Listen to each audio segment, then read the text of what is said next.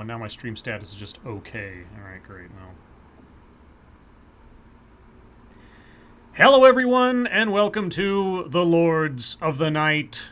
With me, as always, is the Lord of Pain, Ranting Monkey. Hello. And the Lord of Pennies, Satsu 2 cents. What up, now? And I am your host, Scribe, Right, the Lord of Punishment. Hello, chat. Hello, everyone. I hope you enjoy the theme. I'm looking forward to Monkey and Satsu's reactions as well. I saw your little, what's it called? I don't know. What's it called? Hunt for Red October. There you go. Yeah, so hi, chat. Hope you had a good week and a good weekend ahead of you. I hope all this works out. Oh, I forgot the other bit, which Monkey and Satsu won't hear. I thought I would experiment with having a musical underscore to the show. I have a few copyright-free songs lined up just for the sake of having a little bit extra flavor tonight. So if you guys hate it, let me know. If you don't mind it, that works too. So with that, Monkey, how are you doing? I'm okay. How are you? Well, I'm fine. Satsu, how are you? Wonder great.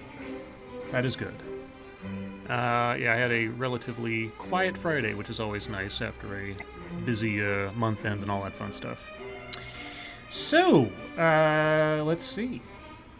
Monkey Dick, Jim Jones, movies, video games. Hit that like button if you have not already, and please share our stuff, far, wide, sideways, and otherwise. Now more than ever, now as ever, I suppose, it's important for you guys to share the content that you enjoy with other people, because we don't get any coverage or any growth in our channels if you don't. So we appreciate it when you do. Let's see, otherwise, are you guys streaming tonight? Yes. Are we? Wait. Yes. Today's Friday. It's Friday. Okay. Is it going to be No Man's Sky? Yes. We are playing No Man's Sky, and tonight the game plan is to progress through the story, because we haven't really been doing that at all. So I think we should focus on doing that today. All right. Well then, I suppose we can jump into the schnuzz, because there was some schnuzz today. Do you guys like impeachment? I like peaches. Millions of peaches? Peaches for me? Sure. All right. Democrats reach an impeachment milestone that Nancy Pelosi can't ignore. Uh-oh. Yeah, I know. Democrats reached an undeniably important milestone on their path towards impeaching President Donald Trump. It's also, in its own way, largely meaningless.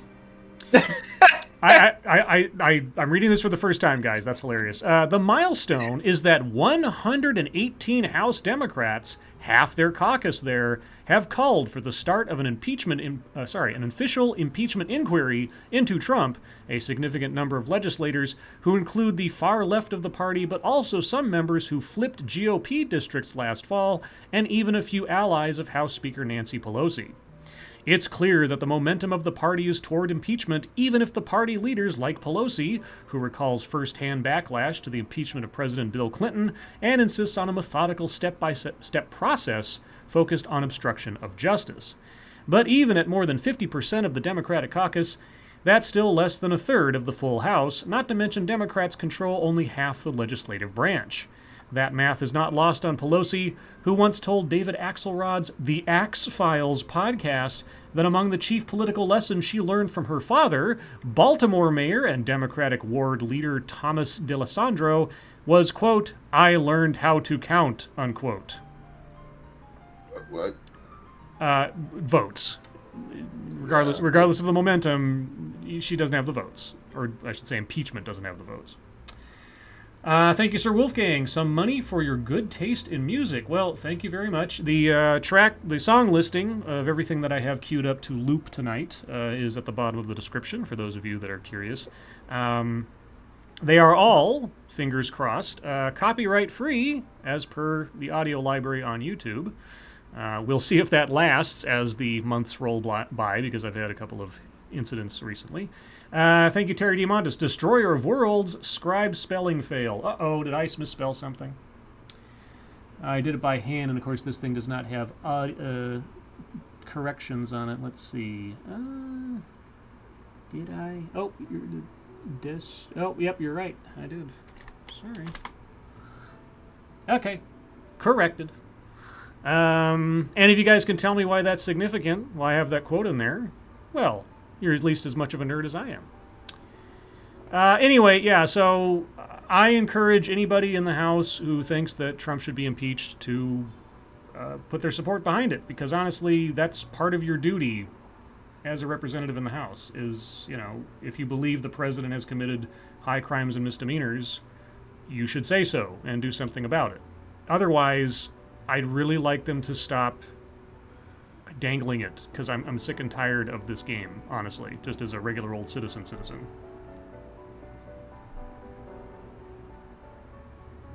I guess that's just a resounding unanimous, or... Nothing to add. I mean, they can, even if they go through with it, they're not going to get it through the Senate. It's a waste of time, but sure. Well, I mean, even if it's a futile effort, if they actually believe what they say they believe, then, like I say, put their money where their mouth is. Sure. Like I say, it's the principle of the thing. I understand we're talking politics, so what do I know? If they're actually principled and that's what they actually believe, and it's not them following a poll, fine, sure. Mashisu got it right. Scribe, it's obvious. It's the point in the movie where they switch from speaking Russian to English. You're correct. That's the quote anyway. And okay, now it's going to be nothing but Hunt for Red October quotes in the chat, which is fine by me. That's kind of the point. Let's see, what else in the wonderful world of politics? Trump has already taken back something that he declared as true just a couple of days ago. Trump says Ratcliffe is no longer his pick for Director of National Intelligence. Now, if you remember, Ratcliffe was the guy who kind of grilled Robert Mueller during the Mueller hearing. Yep. Thank you, Snubberth. Problem is that belief is largely sensationalism. They are essentially just appealing to emotion, not principles. I understand. Like I say, my hopes and expectations for our government are obviously far beyond what will come out in reality, but I still hold them somewhere aloft because I hope that, you know, somebody will take it seriously. But yeah, I understand reality. I was always under the impression that they knew that this was like a thing that really wasn't going to happen, or a thing that wasn't worth pursuing. It just sounds good when they say it, because the people who vote for them like when they say it. That's what I've been thinking from the beginning. Yeah, but the problem is that if you keep saying it and saying it and saying it, and people keep saying, yeah, we should do it, and you don't, and nothing happens, in my mind at least, it just proves that you as a party lack the will to get something done that you say is a moral truth, that the president has committed a crime. Yeah, and logically that does make sense, but you're talking about, like, I was watching, I forgot what the fucking name of this particular late night host is or whatever, but he was doing his little run through, just talking about the Democratic debate and all that shit, and he seemed to be upset that they were grilling, is it Pelosi? Not Pelosi, the fucking Pocahontas. Warren? Yeah, Warren. They were grilling her about the taxes, because I don't know if you guys saw the after debate. They kept asking her, like, you know, are taxes going to go up? And she's like, it's not about that. It's about this. It's about how much you're saving when you go through. It was like, yeah, but you're not answering the question. I understand that you want to say that, but are our taxes going to increase, and by how much? And she was like, well, that's not the point. He was like, it is the point. Why don't you want to answer that? And then dude was like, I didn't know MSNBC stood for mansplaining. Why is he grilling her so hard on that? And it's like, why are you not? Like, why the fuck are you not? Why do you not want to know the answer to that question? How is asking her that mansplaining or some kind of issue? Mm-hmm. Like, it was like they kept insisting. Even the moderators were fucking jumping down her throat about it. And it's like, but it's a relevant question. And the point I'm trying to make is they don't give a fuck about the reality of the situation. sentimental value and the sentiments behind it is the only thing that matters. It doesn't matter if they actually execute. The people who follow them are going to follow them anyway. So, I mean, for their base, they know we don't actually have to do anything. Just keep saying it over and over, and they'll follow us regardless. Okay, so speaking of the story anyway about Ratcliffe, President Donald Trump said Friday that Representative John Ratcliffe will no longer be nominated as Director of National Intelligence to replace Dan Coates. Ratcliffe was announced as Trump's choice for the job less than a week ago, but it became more apparent with each passing day that his nomination was in serious trouble, even as the president continued to defend him publicly. Even after the fact, Trump blamed the press for Ratcliffe's downfall, even though he nominated a lawmaker with minimal national security experience to one of the most sensitive jobs in the government. Quote, "Our great Republican Congressman John Ratcliffe is being treated very unfairly by the lamestream media," Trump wrote on Twitter. "Rather than going through months of slander and libel, I explained to John how miserable it would be for him and his family to deal with these..." Oh, so you're doing him a favor? You nominated him a week ago, and now all of a sudden, oh, well, now it's like, I should do you a favor and take you out. I think somebody came to you and said, "Sir, he's not in any way experienced enough for this. You're just reacting to the fact that you liked him on that hearing." Yeah, so anyway, Trump made an impulsive decision, surprise, surprise, and thankfully yanked it back before it caused any more problems. Hopefully he'll say, okay, find me someone at, in the intelligence branch of things that already has some experience, or someone on the intelligence committee that's been there for a long time or something, Mm-hmm. Anyway. Let's see. Excuse me. Okay, how about some... You guys like haircuts? Sure. Do you like haircut policing? Depends on the haircut. A Georgia elementary school was criticized for a poster dictating hairstyles for black students. Oh, yeah, I think I saw that over on Facebook. An elementary school in Georgia came under fire after a hairstylist shared photos that the school used to show, quote, appropriate and inappropriate styles for students. A parent of a student at Narvi Harris Elementary in Decatur saw the poster in the school and snapped a picture. She shared it with her hairstylist, Danae Helena, who posted the photo on Facebook. Helena said that she was concerned that the school was addressing only black students. Quote, "It feels like it's discrimination. There are only black kids up there, and those are basic styles in the black community." Wait, if there are only black kids up there, wait. I must have missed something, because if the school only has black kids in it, then it's not discrimination. No. The restrictions up on the wall, all the pictures of acceptable or unacceptable haircuts are just pictures of black kids. The school is mixed. Oh, okay. I get the issue. She says there are only black kids up there. Oh, on the poster. Oh, yeah, okay. I thought you were talking about the school. I was like, well, then, okay. The outrage, I think, is warranted. Helena's post quickly gained traction online with more than 1,500 comments and 3,500 shares. Some people called the policies racist and hurtful to individuality, while others pointed out that Narvi Harris is a theme school, similar to a charter school, and has the right to dictate dress code. The school took down the poster Thursday, the DeKalb County School District said in a statement. Quote, "The poster was the result of a miscommunication relating to appearance rules at the school," it said. Once the district was made aware of the poster, it was immediately removed. In addition, a letter was sent to parents clarifying the school's dress code and appearance policy. Okay, well, yeah, if it's a school of a whole bunch of different kind of kids and they just have a thing up there, it's only black kids, that's not a good look, let's put it that way, to pun a phrase. Okay, well, this is one of those nights, guys, where it's like stories that are going on, it's like, yeah, and... But this one caught my eye. Will millennials save Playboy? No. I saw the blurb of this. I haven't read the whole thing yet, but this kind of caught my attention. not just for the reasons you might think. The Hefners are gone, and so is the magazine's short-lived ban on nudity, as well as virtually anyone on the staff over 35. Now, somebody wanted the link to that story about the hairstyles. Sorry, guys, 1 second. Let me find it again. Where'd it go? Where'd it go? Okay, CNN is being a jerk. Here is the link to that. Let's see. So, Los Angeles. Quote, "This is a full nude shoot to be conducted underwater," a woman said into a phone, her voice carrying across a row of cubicles. "Right, that's right," she continued. The person on the other end didn't seem to quite get it. As in, it won't be on land, unquote. How original. It was a Tuesday morning at the Westwood headquarters of Playboy Enterprises, and editors were preparing to close their summer issue.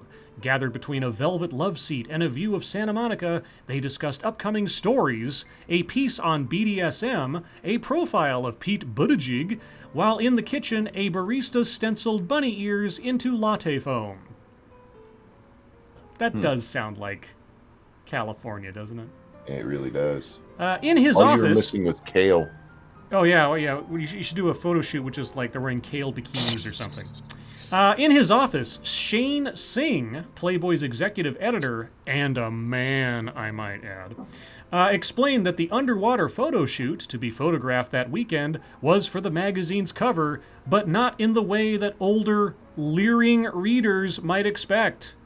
Quote, "The water is meant to represent gender and sexual fluidity," fuck. Mr. Singh said, seated beneath a 1988 Herb Ritz portrait of Cindy Crawford. The women who would pose in that water, their limbs wrapped around one another in a ballet-like pose, were not simply models, but activists. One uses performance art and digital media to share stories about the HIV epidemic. Another is an underwater dancer who promotes ocean conservation. The third, a Belgian artist, recently filmed herself walking naked through a Hasidic neighborhood of Brooklyn during a sacred holiday. An angry mob chased her out. Surprise, surprise. Quote, "When they called me for this shoot, I thought there must be a kind of mistake," said Ed Freeman, the fine art photographer who created the cover image. Quote, "I hadn't paid attention to Playboy for many years, since I was a kid, and I thought, wait, they're hiring me to shoot the cover?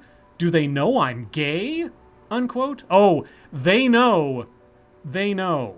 That's probably why they hired you. Yeah, that's the only reason they hired you. So Holy congratulations. This is a newer, woker, more inclusive Playboy. If you believe what the company executives tell you, and if you are inclined to give an aging brand yet another chance at reinvention.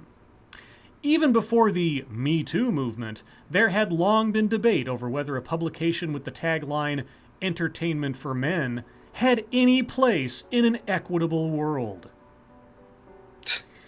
But when Playboy's founder, Hugh Hefner, died in 2017, that argument grew louder. Had Mr. Hefner been a forward-thinking voice for sexual liberation and free speech, or a creepy old lech who fostered a culture of misogyny? Who fostered a culture of... Y'all are still objectifying women. Y'all are doing the same thing. Yeah. I'm confused. No. Satsu. What they're doing is art. The water represented stuff, remember? It wasn't just, oh, look, here's Snatch. Yeah. So when does the shark come in? Playboy wasn't, elevating women to status symbols. Playboy wasn't creating a fantasy that men could enjoy. Playboy wasn't a place that women wanted to be photographed in. No.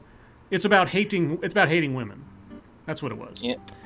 Thank you, Flair Fritz. Are they implying lesbians can't enjoy Playboy? Well, I don't know. It says entertainment for men, but then as we know, gender's fluid, so I don't know. Let's see. At the time, Playboy was in a dizzying sequence of revival attempts. In recent years, the company has cut the magazine's circulation reduced its frequency, stopped printing ads, replaced chief executives, and most notably, briefly banned nudity before bringing it back with the tagline, "Naked is normal." Early last year, Ben Cohn, a financier who helped take Playboy private in 2011 and is now chief executive, told the Wall Street Journal that he was considering getting rid of the magazine in order to focus on licensing and joint ventures. But instead, Playboy was quietly relaunched this year, this time as a thick stock, matte paper, ad-free quarterly. It is edited by a millennial triumvirate, the openly gay Mr. Singh, Erica Lowry, the creative director, and Anna Wilson, who oversees photography and multimedia. None of these people are older than 31. There had been women in the latter two positions before, but never both at the same time. The result is a magazine that is virtually unrecognizable from the one Mr. Hefner created. I'm not surprised. And for the first time in Playboy's history, with no Hefners involved. Not Hugh, of course, nor his daughter Christy, who was chairwoman and chief executive from 1988 through 2008, nor his son Cooper, who stepped down as chief executive officer in April. He said he would start his own adult content portal, HefPost. Ha ha ha. A Playboy spokeswoman said the Hefner family no longer had a financial stake in the company. That's kind of sad, honestly. Let's see. Just read a eulogy? I guess so. The summer issue, out now, features an interview with Tarana Burke, the activist who founded the Me Too movement, conducted by Dream Hampton, whose documentary about R. Kelly led to multiple charges against the singer. There is a queer cartoon and a feature on gender-neutral sex toys. The fall issue will feature a photo essay by the artist Marilyn Minter, celebrating female pubic hair. Oh, God. I'm not making this up, guys. I am reading it as it is written. Quote, "We have red hair, blonde hair, black hair. It's basically every color of the rainbow." Says Liz Suman, 35, the magazine's arts editor. She added that elsewhere in the publication, quote, "I've been sneaking in some penises, too." But that's misogynistic. Quote, "Stuff like that wouldn't have happened a year ago for sure," she said. "Or maybe it would have, but it wouldn't have been celebrated in the same way." Yeah, I'm sure you were celebrating the penises. During its heyday in the 1960s and 70s, Playboy represented, to a certain breed of male consumer, a lifestyle, lavish, aspirational, sexually adventurous. Reaching nearly 7 million subscribers at its peak, the magazine published the work of Andy Warhol, Margaret Atwood, and Hunter S. Thompson, as well as interviews with the likes of Reverend Dr. Martin Luther King Jr. and Fidel Castro. Soon there were clubs and resorts and casinos, as well as a Big Bunny jet with a discotheque inside. But then came more explicit national magazines like Penthouse and Hustler, video pornography that made those magazines seem tame, and the internet, which derailed both paid smut and print publishing by making it all free. Mr. Hefner sold the jet, and executives experimented with ways to enliven the brand, including an e-reality show, The Girls Next Door, which followed the exploits of a pajama-clad Mr. Hefner and his multiple live-in girlfriends. One of the women, Holly Madison, later wrote a book in which she described Mr. Hefner as emotionally manipulative and said the women were expected to have group sex. But the company was losing money. It sold its TV and digital operations to an internet porn outfit, and in 2011, Mr. Hefner secured financing to take the company private. Quote, "I was there for sort of the last gasp, the last hurrah," said Jimmy Jelinek, a former Maxim editor who served as Playboy's chief content officer from 2009 to 2015. "We always believed in what I called death with dignity. We never saw any way out of the spiral that we were in, no amount of reinvention, of taking out the nudity, of making it more interesting to millennials. So we decided let's be as good as we can be in the context of what we are."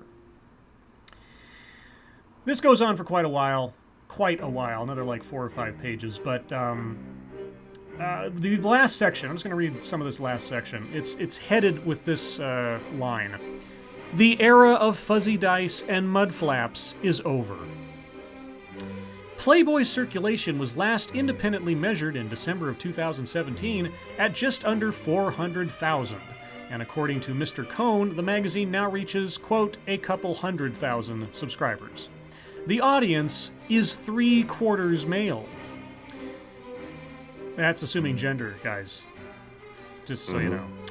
Since Mr. Cohn took over 2.5 years ago, he said, he has pulled back about $15 million in partnerships and licensing deals for products he believes, quote, no longer represent the brand.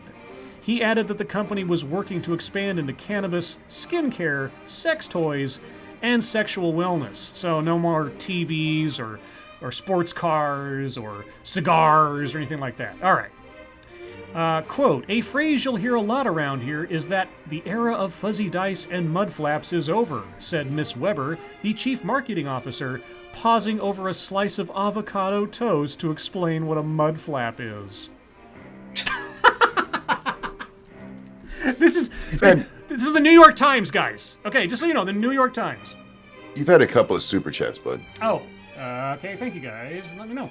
Thank you. Next 6 minutes, Tom Clancy's The Hunt for Lords of the Night, October.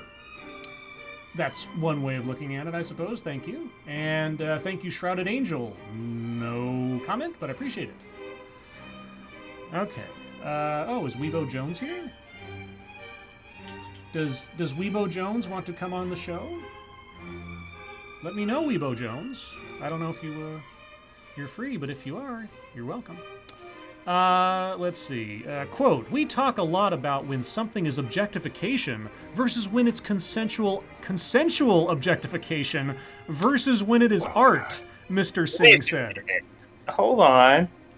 That's a brand new concept I've never heard of before. So, all the women who were photographed in Playboy prior to you guys was non-consensual objectification? And besides which, how do the individual pieces of ink on the paper consent or not consent to being looked at, Mr. Singh? I'm curious to know this. So, let me read that again because my brain is breaking. We talk a lot about when something is objectification versus when it is consensual objectification versus when it is art. Quote, I think objectification removes the agency of the subject. Consensual objectification is the idea of someone feeling good about themselves and wanting someone to look at them. Are you serious? Hold on. Art means, okay, we can hang this on a wall. And if it's both, for us, that's a major win. Okay, so all the women who got paid to pose in Playboy did not want to be looked at. All of the women comfortable taking off their clothes to be photographed did not want anybody looking at them. So all the Playboy prior to your brilliance was some kind of forced indentured servitude to the magazine. Is that what you're saying? Okay. Yes, women didn't have agency before us, basically, is what that means. Holy cats. All right. Anyway, that's all I'm going to read of that. Somebody needs to fucking, take that entire quote and just post it. Because that is fucking amazing. So you put a bunch of feminists and a gay man running Playboy magazine. Yep. Okay. Yes. I mean, can they call it Playboy much longer then? Honestly, it's just... Well, it's just the brand name, so sure they can. Yeah, I guess. Don't worry. Somebody will have that epiphany eventually. Wait a minute. Playboy, isn't that kind of...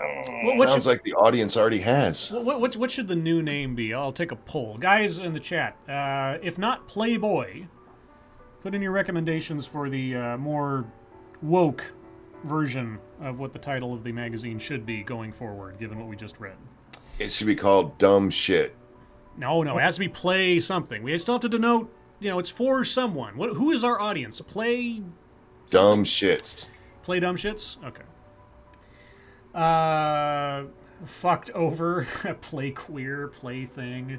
Plaything! There you go. Plaything. There you go. All right, guys. Well, we're at the bottom of the hour, so that means it's MSS News time. If you have news stories you'd like us to read on the air, please send them to us via Twitter using the hashtag MSS News. I can't promise to get to them all, but we'll get to as many as I can read before my voice gives out, because that seems to be a trend lately with the way the weather's going.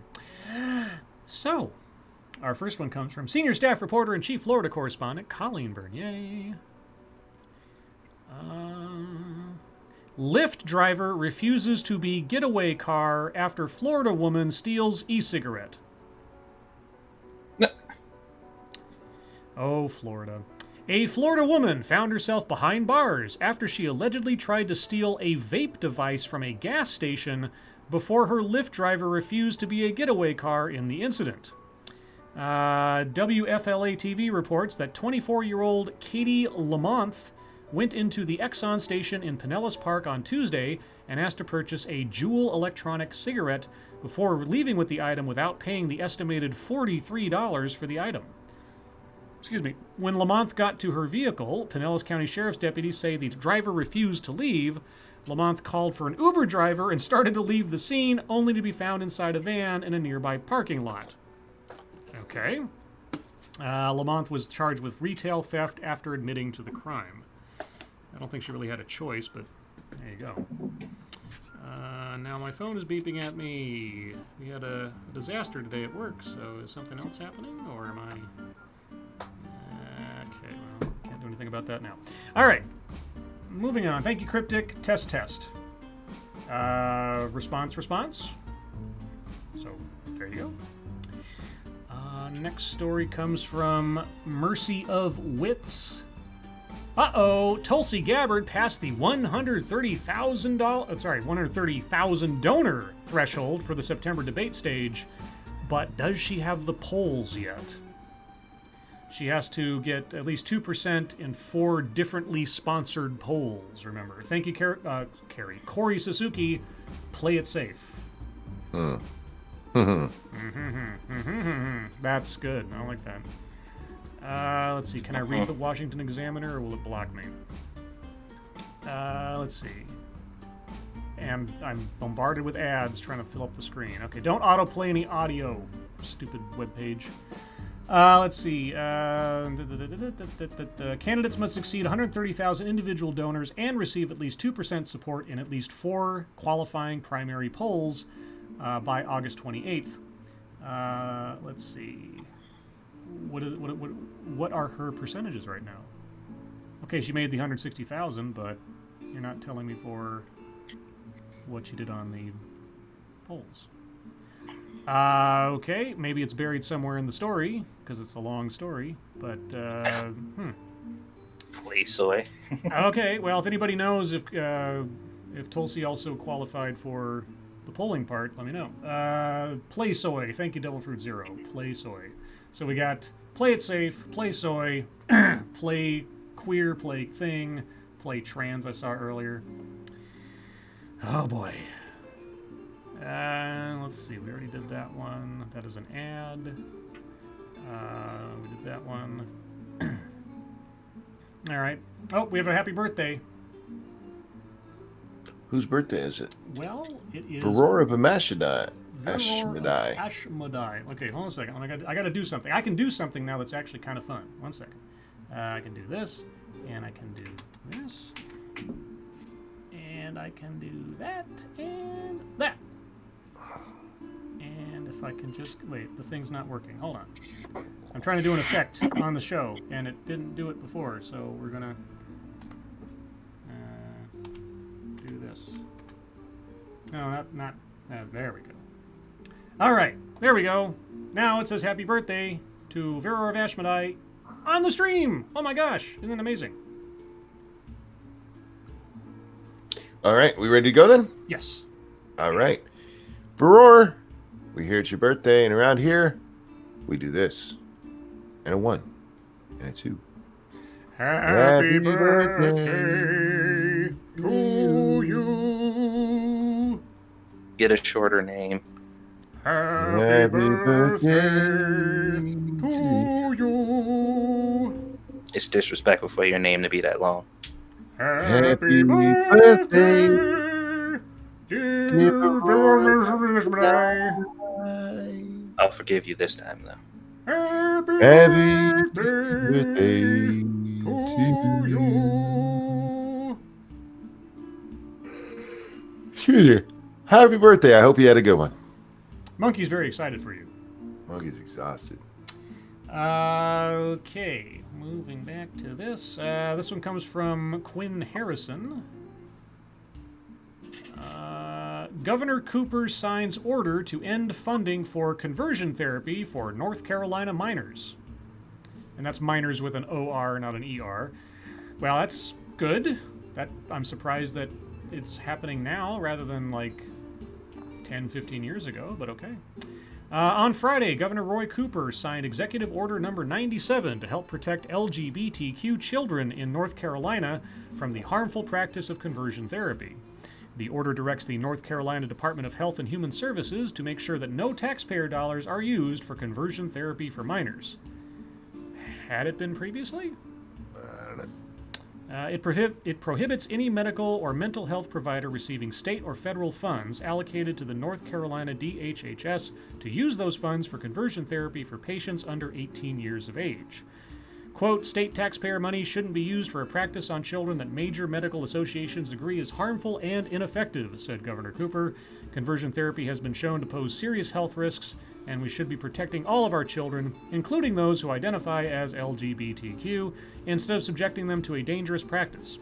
I'm proud to sign this order, and I will continue working to build an inclusive North Carolina that is welcoming and safe. Well, I completely agree with that move, and again, I'm surprised it was still a thing. So. There you go. Good night, baby. Love you.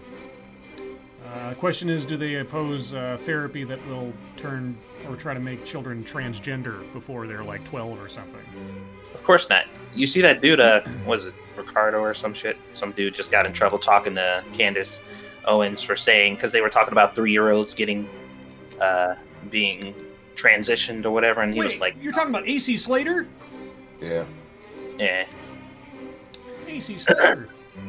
Yeah, but he said, you know, he just thinks it's a little dangerous to think that a 3-year-old could make that call, and they were like, cancel him, he's a transphobe, he doesn't want children to be able to make life-changing decisions at 3.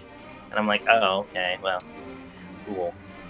Thank you, Point Curation. Conversion therapy on sexuality is no better or worse than conversion therapy on gender. It poses serious health risks and should not be encouraged. I agree.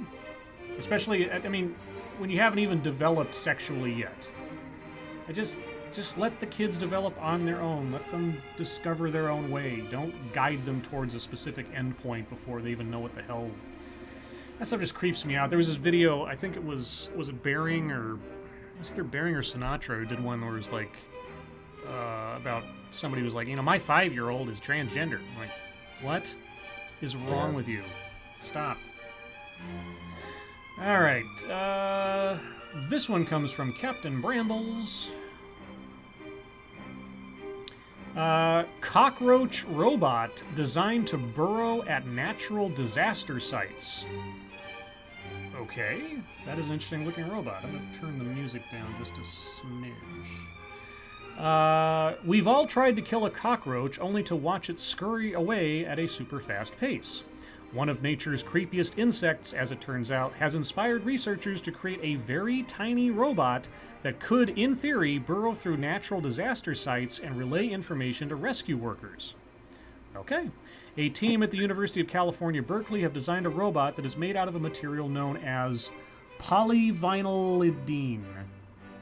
Polyvinylidene fluoride, and is the size of a postage stamp. Scientists involved in the project explained that it could have many applications.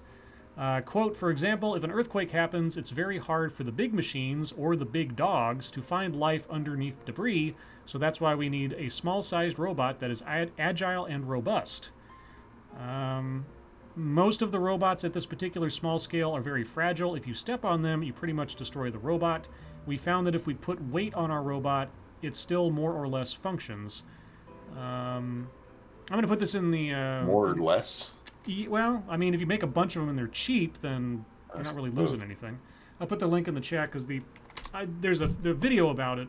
I can only see the picture. I can't play the video without risking somebody zapping me for whatever reason. But yeah, it's like this wafer-thin little piece of foil, basically.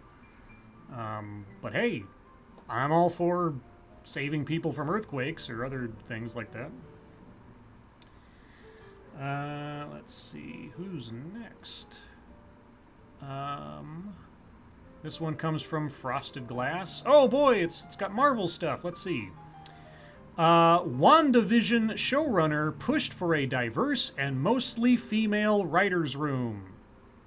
Of course. So you are filtering your hiring decisions by Right. race and gender. Congratulations.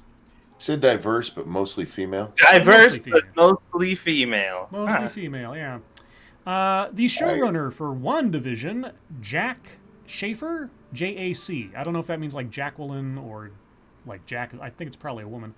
Led a push to have the upcoming Disney Plus show have a writer's room that highlights a diverse makeup and is majority female. And from what we've heard, at the Mary Sue that is, according to comicbook.com, she got her wish. Okay, so Jack is a girl.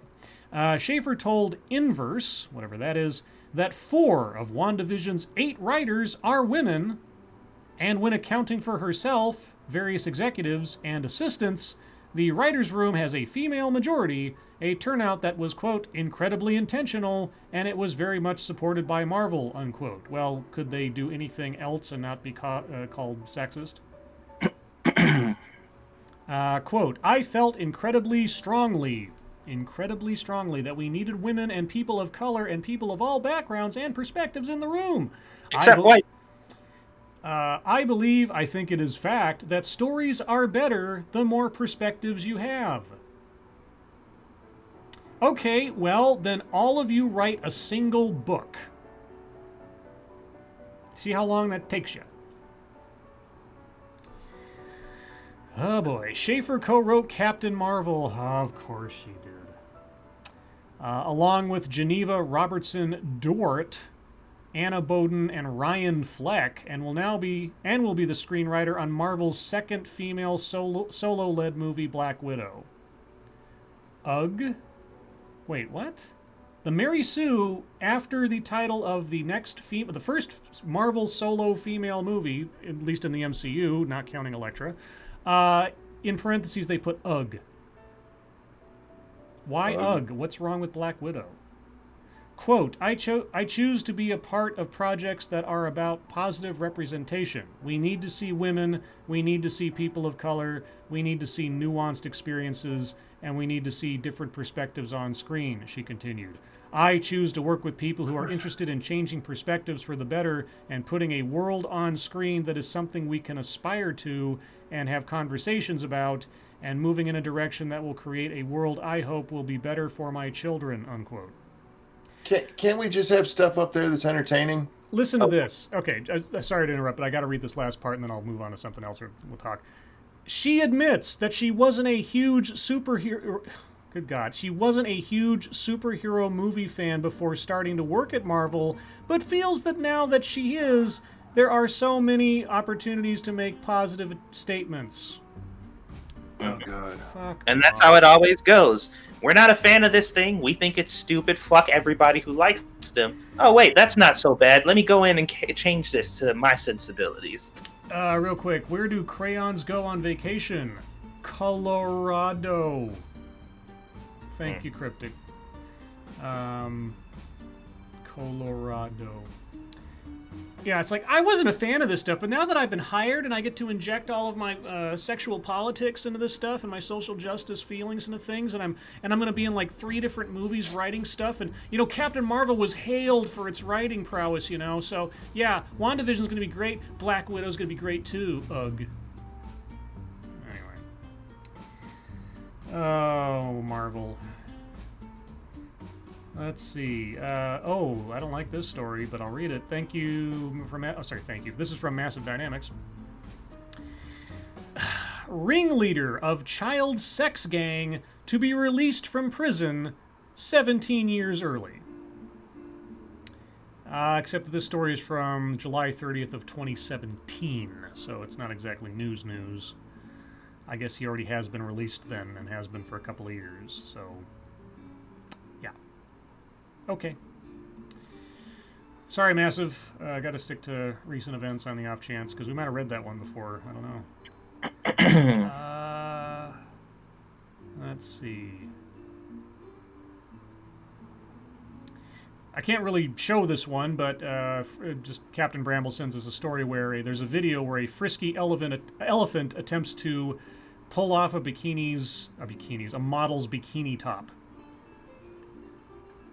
She looks like Chasey Lane. I'm sure it's probably not Chasey Lane, but the model kind of looks like Chasey Lane. Huh. There you go. Out there somewhere, there's a video of an elephant trying to strip a model. So there you go. Let's see. Okay, I'll do this one from Massive Dynamics. I know this is relatively recent. Let's see. Okay, they changed the headline on me. This is America. Man says teens yelling "fuck Trump" assaulted him for wearing MAGA hat. And that guy has got a giant black eye. Looks like he got completely, destroyed on one side of his face. A 42-year-old art gallery owner said that a group of 15 or so teens assaulted him in Chinatown on Tuesday because he was wearing a Make America Great Again hat. Jahangir Turan said that he purchased the hat at Trump Tower on the same day. According to Fox 5 New York, the New Jersey resident said he was jumped by a group of about 15 to 18 individuals that he referred to as kids. He said they were yelling "fuck Trump" and attacked him because he was wearing a MAGA hat. Turan said that one of them bashed his head into a metal scaffolding pole, which resulted in a cheek fracture, and the black eye you can see in his face in the video above. It is not clear if lasting damage was done to his eye. I would be amazed if it wasn't, given the condition. That's just me talking. Let's see. Turan said that he couldn't identify the suspects in great detail because all of this unfolded in about 10 seconds. Quote, "One girl flipped my hat, and then within 5 or 8 seconds, I got pushed from the back and my face hit the scaffolding pole." Turan said he called the police after the alleged assault. NYPD is investigating. Well, if he staged that he's fucking insane for screwing up his face, but I don't know. I suppose with everything else, until we get some video or some other corroborative evidence, it's just an allegation. Yeah. His eye's fucked up. Yeah, that's no Jesse Smollett. Oh, look, I got a scratch on my cheek. So if that's a put on, that's some dedicated put on right there. Let's see. This one comes from Jack, the motherfucking cockring. Air Force to deploy ground-based lasers in first field test of directed energy weapon. We've had lasers before. I remember seeing test footage of ground-based lasers being used to fry off plates of steel and stuff back in the 90s or the early, at least the late 90s, if not the early 2000s. So I'm not sure how this is different than that, but let's see. On Friday afternoon, the Air Force announced a $23 million sole source contract for 2 of Raytheon's high-energy laser weapon systems, through which the systems are to be tested for 12 months in an undisclosed, contested environment outside the continental United States. You're going to take laser guns into a contested environment internationally and test them. On who? And what? Okay. Yeah, quote, "What we really want to do is figure out how we can deploy these systems in an environment where our warfighters work and train every day," said Evan Hunt, director of High Energy Laser and Counter UAS at Raytheon. UAS stands for Unmanned Aerial System. Yeah, so you guys are trying to create drone killers. Okay, another motorcycle going by. The 10-kilowatt lasers are to be mounted on small ground-based vehicles and aimed using an interface similar to a video game controller. Of course. The prototype laser weapons were built by Raytheon and incorporate a range of components from the commercial technology industry, including high-performance lithium-ion batteries, the same type used in electric vehicles. So you're building Space Invaders, is what you're telling us. Except we don't have the invaders from space quite yet. Or do we? Dum, dum, dum. Exactly. I could have sworn, well, not could have sworn, I have seen, like, military test footage of ground-based lasers frying a hole in steel. Unless that was something completely not laser-based. So if somebody thinks that I'm crazy by saying that, let me know. But I could have sworn I've seen that footage in the past several times, so... moving on, we'll do one more here, and then we'll get to YouTube time. Oh, okay. This one comes from Cynical Lindsay. It'll come up here. Wrong way driver crashed into DPS patrol vehicle on I-10 near Ray Road. Jesus. I don't even know where this is. Is this Arizona? Arizona, okay. A wrong-way driver crashed into an Arizona Department of Public Safety patrol vehicle Thursday afternoon on Interstate 10 near Ray Road. The agency received a report around noon of a Chevrolet Silverado pickup truck driving on the right shoulder heading west in the eastbound lanes. A trooper was attempting to block the wrong-way driver in the HOV lane when the Chevrolet Silverado struck the front left of the patrol vehicle and then kept going. The Silverado drove around another patrol vehicle before the driver stopped in an emergency shoulder, got out of the vehicle, and ran across the gore area of the road? The gore area. Is that like the little, like, That's grass? a gore area. I don't know what a gore area... I'm assuming that's like the little grass or ravine part in between freeways or something? I guess? I don't know. I don't know what the gore area of the road. Where troopers took him into custody. The driver's name was not revealed by DPS. Impairment, no kidding, is believed to be a factor in the collision. No injuries were reported. Okay. Well, good. I'm glad nobody was hurt. Still, that's a scary fucking thing. I wonder why they're not revealing the name. Was it a child? Well, I mean, if it was a mental health issue, probably that could be it. You know, or something else happened. Or maybe it was a medical emergency, like the guy was having a heart attack or something and just couldn't control or lost or had an epileptic episode. I mean, if you lose control of your vehicle, you know, maybe that's not something you want to have. Medical issues or things you try to keep kind of private if that's all it is. Let's see. Okay. Well, guys, thank you so much for all the stories. Do appreciate it. You guys are at least half the show. We'll get to your other half here shortly. But it's YouTube time. I'll go first. I spent the afternoon prepping all of the lovely stuff you see on your screen right now. The graphics and the little anime. Getting that submarine to be completely red and not have little outlines of gray and stuff was a bit of a trick. But I got that done. And, yeah.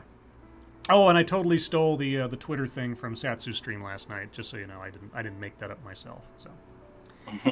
Yeah.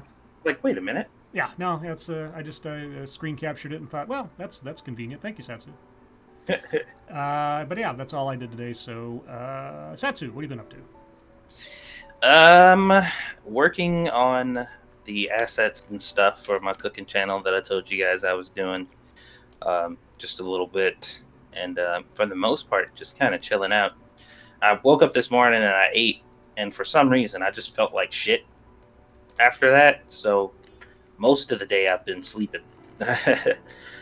So just some behind the scenes work trying to get my channel together. I was supposed to edit a video and upload it, but that didn't happen. So just kind of hanging out and sleeping and trying to recover because I felt like absolute shit this morning. And I don't know why. I'm sorry. But that's it. All right. And Monkey, what did you endeavor to do today, if I can talk today? Well, I did a monkey in the morning where we tested out stream yards, and it actually worked really well. Okay. It was me and Polly, Badger, and Jack were on there. I had a lot of fun.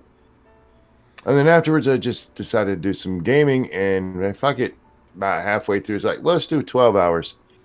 Made it 7 before the audience started like making me feel like I was sucking, so I went to bed. Except for I didn't get to go to bed, and then I ended up on the phone on the computer talking with AT&T for about 2.5 hours. Oh, jeez. Yeah, so I got about 2.5 hours of sleep before we started here. That's what I did today. All right. Let's see. On to then, I guess, circuitry. I don't think I have much. Let me double check, because even though it was a relatively quiet day at work, it was... Oh, did you check your DMs, Monkey? Because apparently Flair Fritz has given you a free movie. Yes, I did. So we might have to do something about that at some point. Yeah, I have to get it downloaded and watch it. Yep, so Flair Fritz has made it possible for Monkey and I at some point in the hopefully near future to review Liam Neeson's supposedly last action movie. What's it called now? Oh, Cold Pursuit. I wanted to say Hard Powder, because that's the name I knew it as when it was first announced. Let's see. But anyway, as far as fucketry goes, yeah, I don't know if there's much. We talked about impeachment. Oh, so I'm not going to read this because it's a long in detail story. But those of you who have followed the channel for a while might be aware that from time to time we might reference something called The Root, or Gizmodo, and Jezebel and other such things. They are all little blogs that operate under the same media umbrella. Previously, it was Univision, and then Univision kind of died, and Gizmodo, the sort of parent overarching entity over these blogs, got bought up by a bunch of venture capitalists, changed into Go Media, and they took over this past April. Well, over on Deadspin today, Deadspin being one of the blog/news sites that exists under Go Media, had an exceedingly scathing expose on the failings of management at Go Media to improve things, etc. Now, some of the complaints reminded me quite strongly of the complaints at the DCCC about how the executives are all white men. But aside from that aspect of the complaints, the quotes that the reporter got from the executives and the CEO and so on when they tried to respond to these complaints were pretty tone deaf. I can't really describe it in too much detail because, again, this is a very long article with a lot of information in it, but it is an interesting read regardless, because you don't usually see a subordinate bite the hand of their boss only 3 months into their new tenure unless something, I suppose, is going very badly wrong. And it's just another interesting chapter in the life cycle of this company. So go take a look. It's on my Twitter feed, and other than that,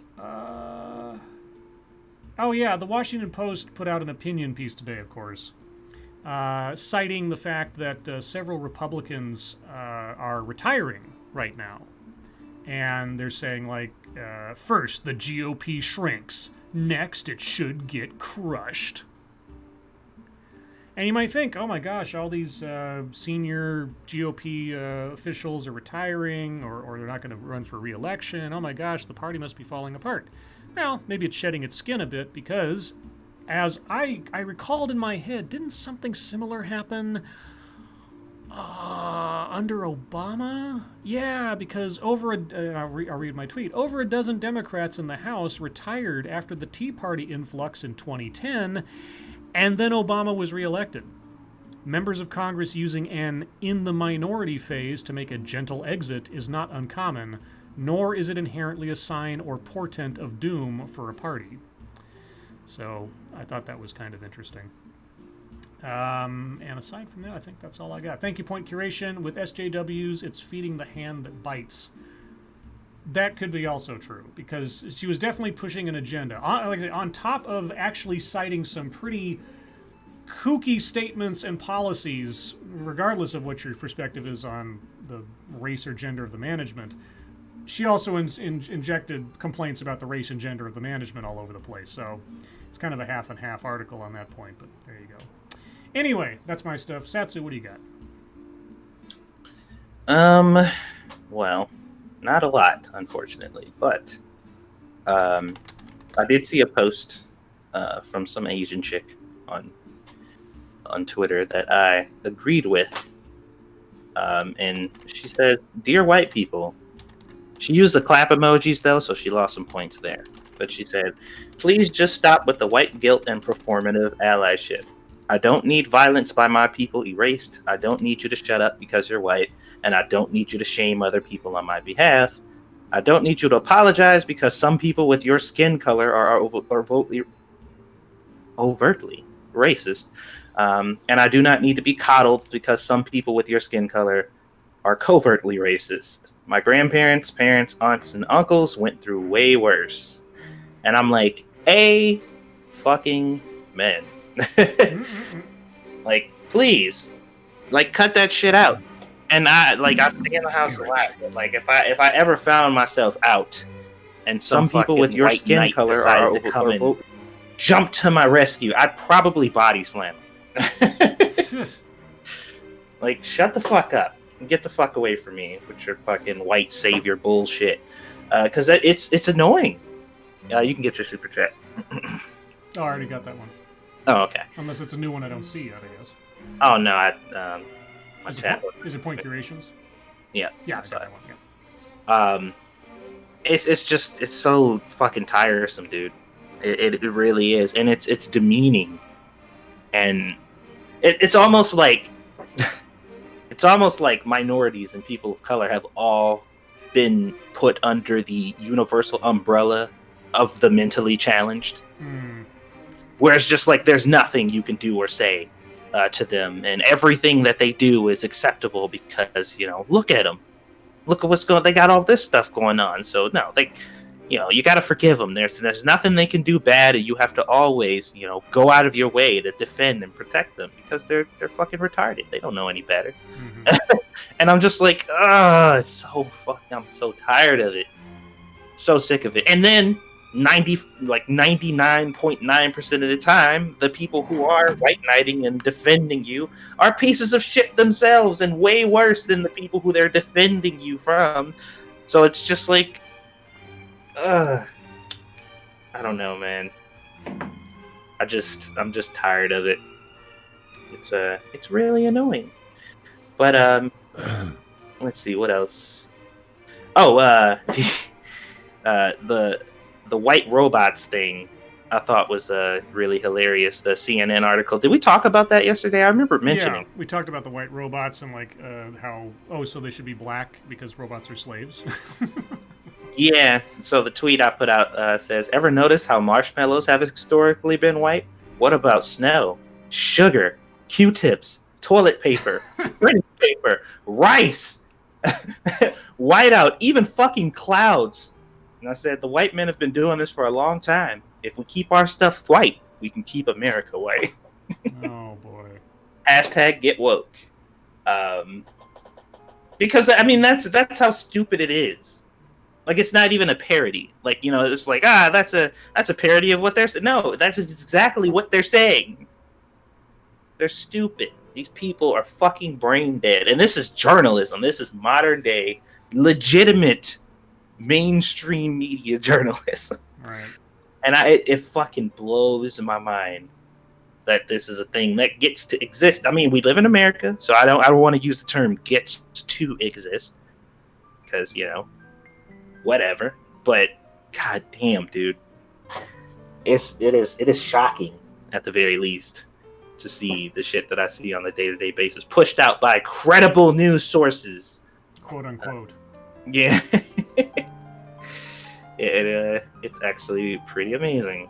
Outside of that, there was actually it's still trending now. Shit, I thought it would have died down by now. Did you guys see the I love Kamala hashtag? Yeah, I saw a conspiracy theory about that, actually.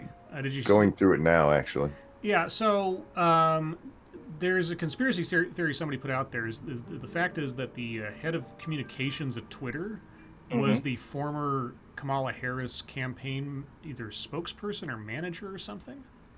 And so the conspiracy theory is everybody and their brother was talking about Tulsi Gabbard yesterday, Mm-hmm. but yet Tulsi wasn't trending. You know, Kamala Destroyed was or something, but now that's disappeared. Now it's I Love Kamala has suddenly risen up to like number 4 on the trending or whatever. So the conspiracy theory is this former Kamala Harris super fan who is now chief communications or whatever at Twitter is manipulating stuff to support Kamala Harris.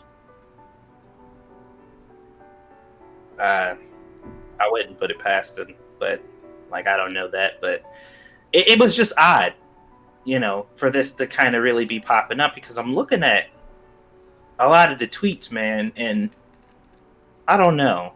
It's strange because there's an unnaturally healthy mix or unnaturally an unnatural mix of people who are kind of shitting on it and liking it at the same time. And usually when something like this goes viral, if you go to the top list, if it's a hashtag of support, most of the top stuff is upvoted is supportive, you know? Mm-hmm.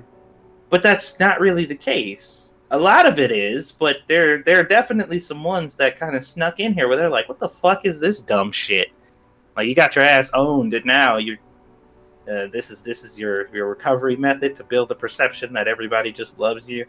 I don't know. It just felt weird, kind of witnessing this whole thing take place when clearly it doesn't seem like this should be happening right now. But Twitter has Twitter is known to do some really shady shit, and I like I said, I don't know for a fact that that's what's going on, but I absolutely would not. I wouldn't completely dismiss it. But yeah, that is the extent of my fucketry today. All right, Monkey, what you got?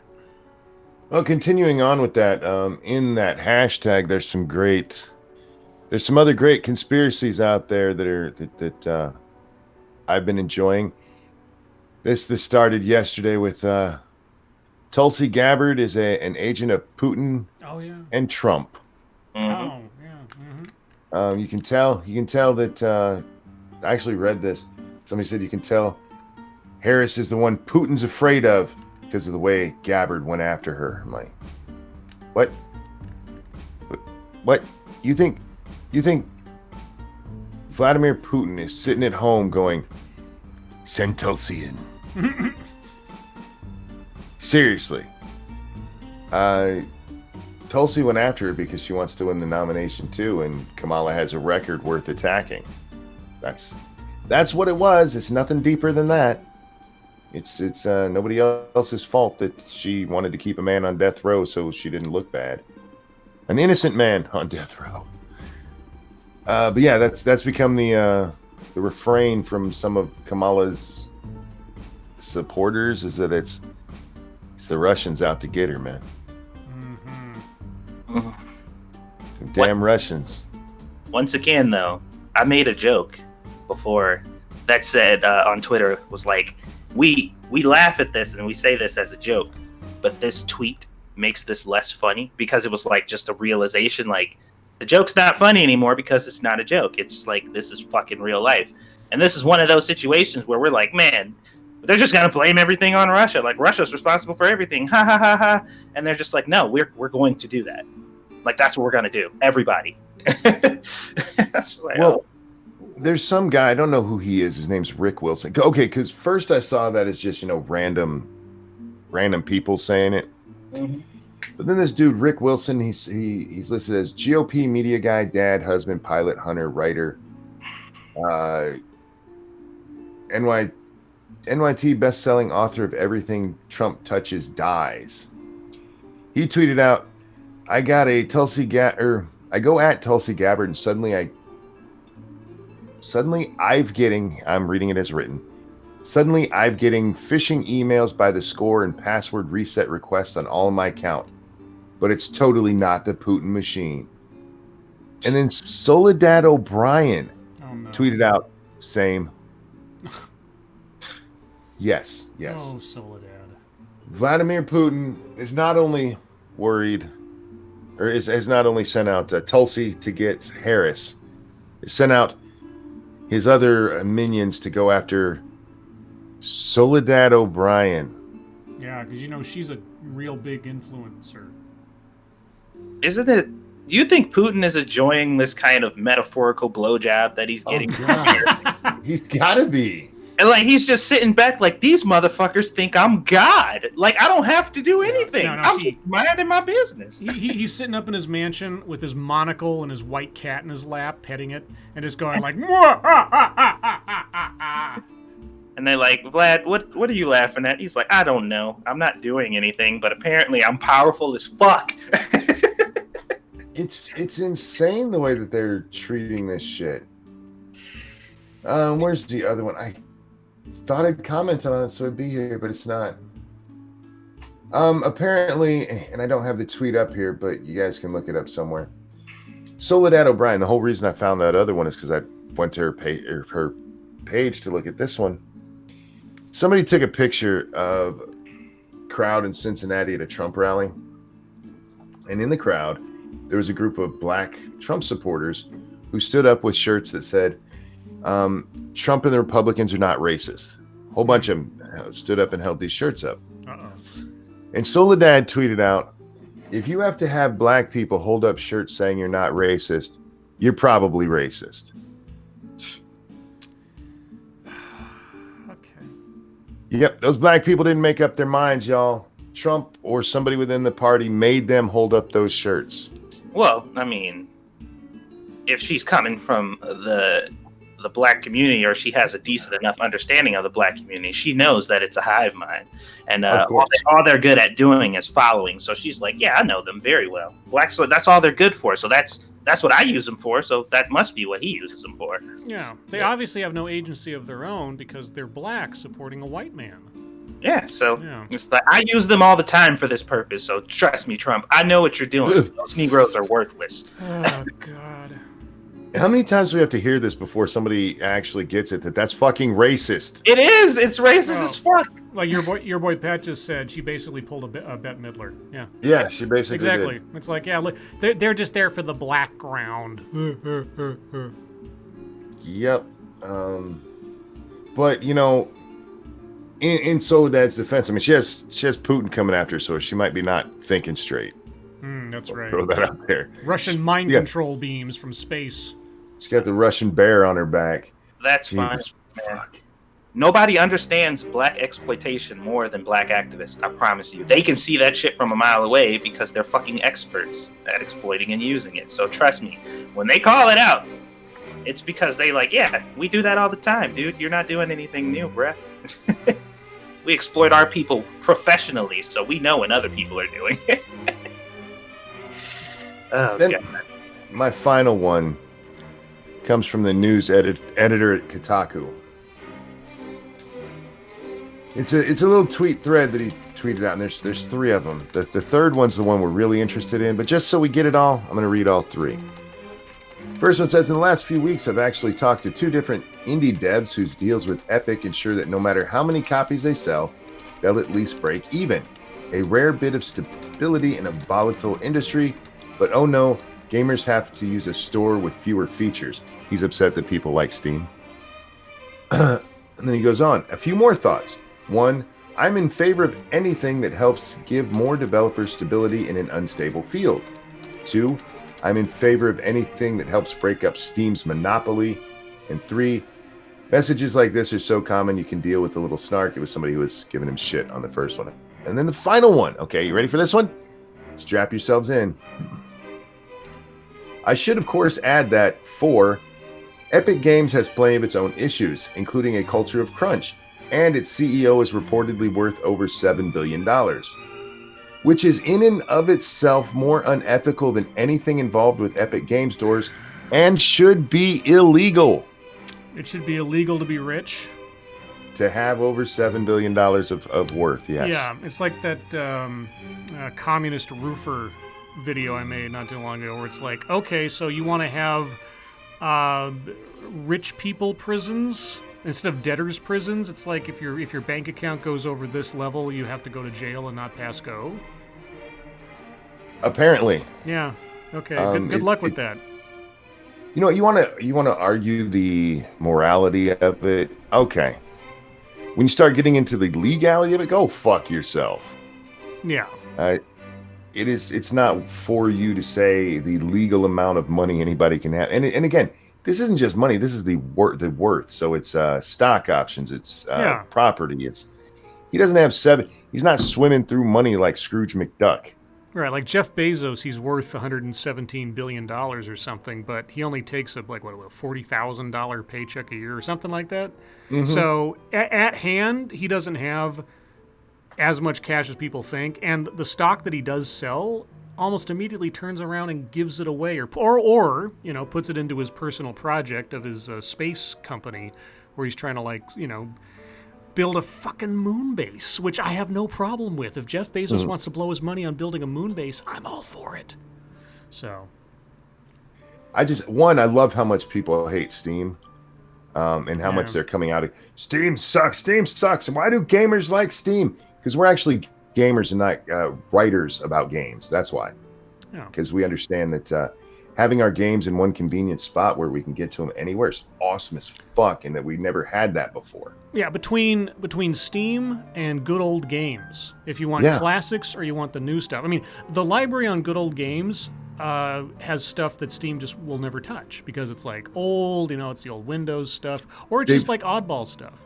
They've started picking up a lot of them, actually. Oh, has Steam done so? Yeah. There's a lot of them that used to only be on there that are on Steam now as well. But it's amazing how many game writers Steam is the worst thing ever. The Steam has problems, of course, but compared to Epic is a shitty service. It is. I don't. It is. Don't need it. What's that? I don't need it. It's like I don't care. I mean, if this is the thing, if a game is exclusively on a particular platform, and I don't have that platform for whatever reason, okay, I'll just not get that game. I mean, that's why I never quite understood platform exclusive video game releases for the consoles. Like, this game will only be on PS3, and I'm like, okay, then you've cut off your audience and potential market share by a zillion. Congratulations. What the fuck is wrong with you? Yeah, well, it's that fucking ridiculously large sum of money they get up front that off, a lot of that stuff. And I don't particularly take issue with the argument of breaking up the monopoly. You know what I mean? Like, I don't have a problem with that at all. More competition means that they have to step their game up, but it has to be better. It has to actually be better. If it's not actually better, then don't be like, oh, fuck you, because you're not moving to this less better service to break up. I'm like, no, it still needs to be better. If it's not better, then they're not fucking breaking up the monopoly, are they? Here's the thing. An American Celt just said in chat too, Steam does need a competitor. Good Old Games is one. They sell the new games too. Check them out. They're owned by CD Projekt Red, if I remember correctly. So if they've been that way for a while. Yeah, if you buy or if you pre-order Cyberpunk through Good Old Games, you're actually supporting directly the makers of the game rather than going through the middleman of Steam, if that matters. But I don't even care about exclusivity. I mean, especially with something like Epic and these, because it's a little different than the console wars, because in those you have to actually go out and buy that console. Yes. Over here, it's just like, okay, I'll install Epic, but Epic Store sucks ass. Yeah, it is horrible. It's garbage. And good for the guy who owns it for being worth $7 billion. Good to you, but you need to fix your store. It's ugly as shit. But this idea, we just have to have something to rival Steam. There's stuff out there. Go use it.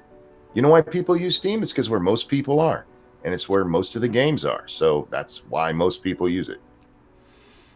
And for whatever features you think they're lacking, I'm seriously wondering what he thinks that Steam is lacking that Epic has. I can't see it. But I would really like to know what features he thinks are missing there. Because Epic, it's just garbage, man. Trying to even find the game you want to look at is a pain in the ass. It's not like you can just go search for it, because then it's like, oh, wait, are you in the right search area? Like, dude, I just want to see if you're selling the fucking game. Anyhow, yeah, that's all I had. Remember, guys, don't make more than $7 billion. It should be illegal. Yeah, you're going to go to in America. You're going to go to rich man's prison as per the communists because of that. I wonder if you ever like take these people like being rich is immoral. You want $7 million?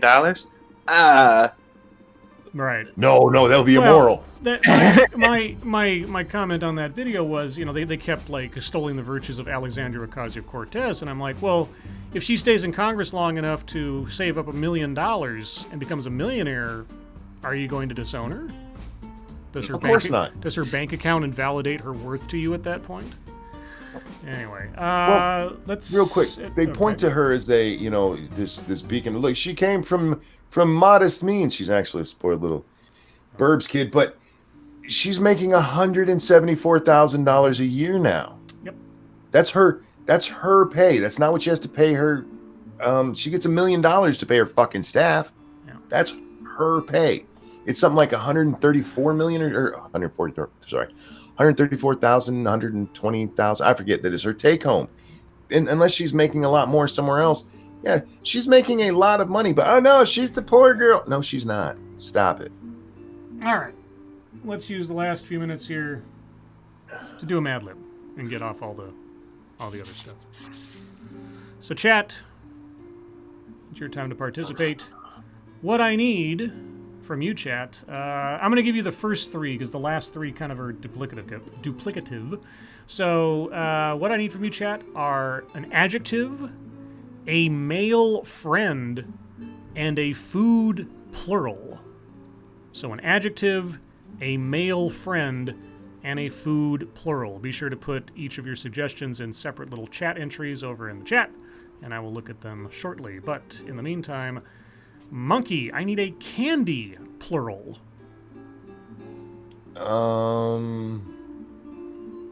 Orange wedges. Ew, I hate those things. I like those things, except for they stick to your teeth. Yeah, okay. Satsu, I need an adjective. Sticky. Okay. Monkey, I need a silly name. Doesn't say whether it's a person or a thing, just a silly name. I'm assuming a person, but whatever. Kumquat McBooger Man. Okay. Satsu, I need an adjective. I'm disappointed. Okay. Monkey, I need a plant, singular. Like in your garden kind of plant.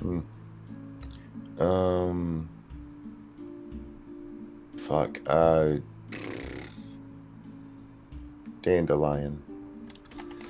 Okay. Satsu, I need a singular noun.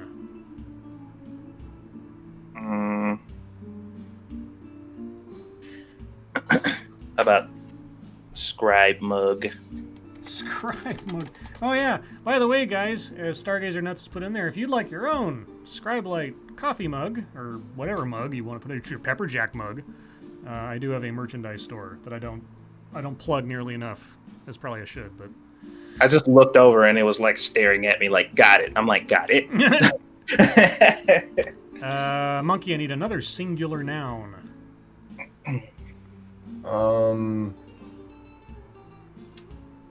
Orgasm. Okay. Satsu, I need a plural noun.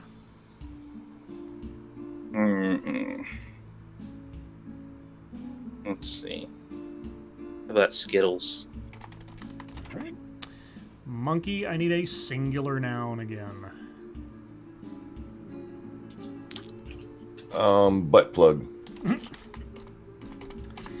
Okay, Satsu, I need a state. I'm assuming a state in the Union, but I suppose take it as you will.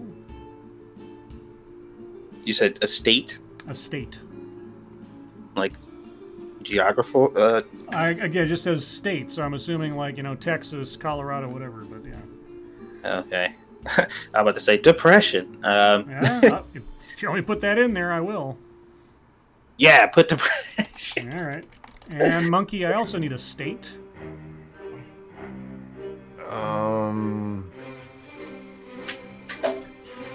Puerto Rico. Oh. Connecticut. Okay. And Satsu, I need your name. Frederico. Okay. All right, chat. Your time. I need an adjective. Adjective. Scrolling up. Where did the adjective start? Ebony Williams says slimy. Okay, we'll put in slimy. It'll go along with sticky, I'm sure. Then I need a male friend. Kyler, or Killer, says Leroy. All right, Leroy. And lastly, a food plural. Joe W. says edible panties. Sounds fine to me. All right, guys, here we go. This one is called Summer Camp. Dear Mom and Dad, camp is so slimy. The food here is really good, unlike that camp food Leroy told me about. We get to eat edible panties and orange wedges every day of the week. Well then. This week, I get to try out all the activities and sports. We are canoeing in sticky water on Lake Kumquat McBoogerman. This is making too much sense right now. We also are learning how to dive off the Disappointment diving board. I tried archery, and I wasn't very good. I hit a dandelion by mistake. I'll practice and get better, though. For arts and crafts, I made a clay Scribe mug. Ah! That works too well. An orgasm out of macrame, and a shelf for Mom to put her Skittles on. Wow. I even learned about whittling. I made a butt plug out of wood. Can you believe it? Oh my god. I especially like all the friends I am meeting. Kids here come from all over the country, from as far away as Depression and Connecticut. I am sorry to have to leave soon. I sure am going to miss all the fun I've had here. Maybe I can go camping in the backyard when I get back and pretend like I'm still at camp. Do you think Spot will want me to camp? Wait, do you think Spot will want to camp with me? Love always, Frederico. Oh man, I think that might have been like our one that made the most sense out of all of them. It's up there, especially the whole we made a Scribe mug out of clay or whatever. Yeah, that just worked. That was like a legitimate story. It's kind of crazy, but I could believe all of those events took place. All right. Well, should we do one more, or should we go to? It's too late. We'll go to chat time. So, guys, thank you so much for all of your suggestions. Now I go on to chat time. If you have questions, comments, complaints, conspiracy theories, if you know who Tulsi is really an agent of, put in the chat now. If you have questions for us directly, please put plenty of chat marks after those. If you have statements you'd like us to consider, please put plenty of statement marks after those. Remember, after this, over on 2 Cents Plus, Monkey and Sats will be playing No Man's Sky. Is there a giveaway tonight? Yes. Do you know what it is? No. It'll be a surprise. Let's see. Oh, and Weebo, she's down to join. Oh, boy. Okay, Weebo, give me a second here. Let me find the thing and the stuff, because I got to get the... Still using Hangouts, strangely enough. So let me send Weebo the link. Do I still have her on here? No, I don't. 1 second. Sorry, guys. All the technical difficulties. Live TV at all, All right, so Weebo, it should be coming in now. There you go.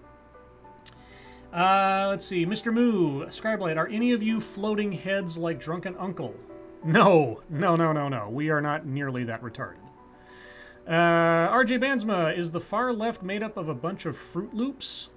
The far anything is usually made up of a bunch of Fruit Loops or Wing Nuts or whatever you want to call them. Anybody on the extreme end where they're basically zealots, yeah, they're out there, and that's why. At least in my opinion. Next 6 minutes, Scribe Light, look at the chat. What about chat? Hail Hydra? If you're gonna tell me something to look at the chat, you're gonna have to like just say what I'm supposed to be looking at, because I don't know where I'm supposed to be looking. Ebony Williams, Lords of the Night, do you like playing music during sex? Satsu? Not really. Monkey? Okay. It depends. Weebo, do you like playing music during sex? No, I make my own music. Oh! You know what I do? Guys. I play, and this is absolutely true. I have made up CDs, or at least at the time when CDs were a thing, mixed CDs of atmospheric songs to use during BDSM play. Oh boy. Yeah, like Of course you do. some Massive Attack, some really like sort of like, you know, atmospheric, sort of slightly creepy dark stuff. That creepy dark stuff. Creepy dark That's stuff. what every woman wants to get hit to, right? It depends. It depends on the partner, the mood, or what I had planned. You know, if it was something very gentle and romantic, it'd be romantic. If it was something more, you know, intense, it'd be intense. Hey, Satsu, What up? Yeah. Oh boy. you ever hit Squishy with the creepy dark stuff? No. Wait, hold on. Wait, hold on. Your boy Pat says, "I wonder if there is such a city called Depression." I wouldn't be surprised. There's one called Truth or Consequences in New Mexico, and if you know why it's called Truth or Consequences, you get a trivia star. Mata Winter, Lords of the Night, why is Scribe playing Russian music in the background? I have no idea. Why? What possible connection could like Russian-sounding music have to the show? I don't know. Not a clue. Yeah, I have no idea. It's because we work for Tulsi. That's right. Totally. We work for Tulsi, who works for Putin. Agents of Putin. Agents of Putin. Oh, there's the new TV show. There you go. Agents of Putin. You could do like a little web series on that. Agents of Putin, and have like, you know, Putin is spelled out in like letters, but you don't know what they mean because it's all super top secret. Yeah. Oh, you know what? I could do such a great video with that. You should. You really should. Oh, Agents of Putin. Especially with the I'll bust Tulsi out the- thing. I'll just bust out the fake mustache for this one. Yeah. Oh, and let's see. You got dogs, not cats, right? I have both. You should get your cat in your lap and stroke its head like a Bond villain. I'm doing that right now. There you go. It's greetings, fellow agents. They'll be doing all the intros and shit, and the characters will be coming in. They'll be like, "This person, do they disagree with us? Yeah. Yeah, this person, that person. No, not that person. They agree with us." Look, guys, I'm not kidding. I actually have my cat on Yeah. my lap and I'm stroking him. So here's what you should do, Weebo. You should do a little video where it's like you are the American handler of the agents of Putin, right? And so you do a little profile of like who is a good candidate for recruitment, and then go through a list of likely people who. If Tulsi is an agent of Putin, who along those same lines would make a good get for the agents of Putin? Oh, I have such a great idea for a video. Excellent. You'll see that on the New York Times or CNN. They were like, "This started as a joke, but let's truly examine these Right. candidates." Yeah. Massive Dynamics says, Scribe, is your intention to defect? No. Especially when they don't tell you why Ramius was defecting. To this moment, I've talked about this before, I do not understand. It would have taken all of 10 seconds for Jack Ryan to throw in a line about what might be causing that, but they never do. And granted, how would Jack Ryan know that, etc.? You could rewrite the thing a little bit to make it like a known, a very ill-kept secret as to what happened to Ramius' wife, and then you could explain it. But anyway. Ebony Williams says, Weebo Jones, hot dogs or corn dogs? Hot dogs. Specifically Portillo's hot dogs, if you're familiar with the brand, the chain of Chicago-style hot dogs. Ooh, I had one tonight. It was great. Okay. Let's see. RJ Bands with Scribe, can you say something in Russian? Sure. Хочешь яблочный пирожок, гражданин? Seriously?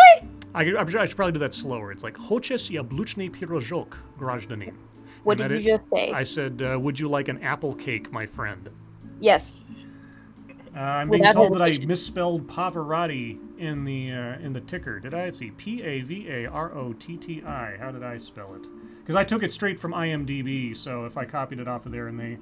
Pava... Oh, I see. I switched out the wrong letters. Okay, well that... I put the blame on... I think it was IMDb I got the quote from, so I will fix that now, belatedly as it is. Let's see, where'd it go? There it was. Okay, I switched the A and the O, and now it is fixed. Thank you.